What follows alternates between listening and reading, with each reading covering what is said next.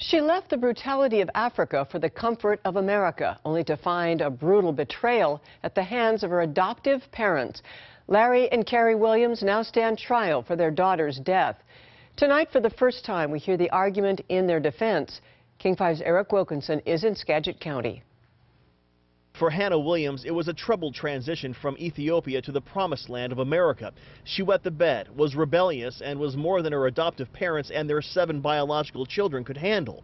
Less than 3 years after setting foot in her new Sedro-Woolley home, Hannah was dead. We are not arguing that the discipline techniques were good. But did Carrie Williams and her husband Larry cause Hannah's death?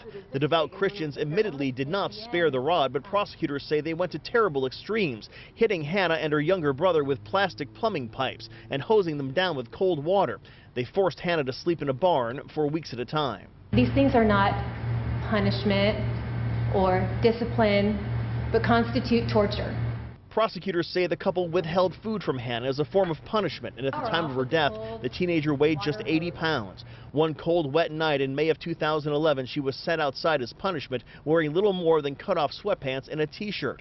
A few hours later, she was dead from hypothermia exacerbated by malnutrition.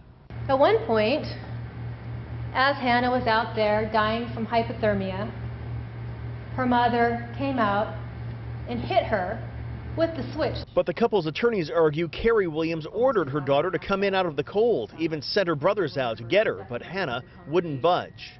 Carrie said that's it.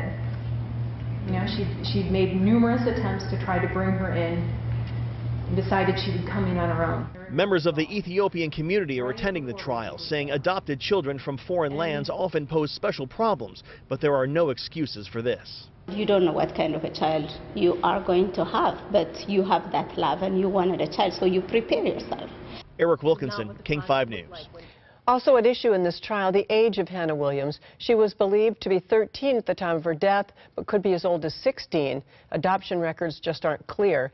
If it's determined she was just 13, jurors could find the couple guilty of more serious charges.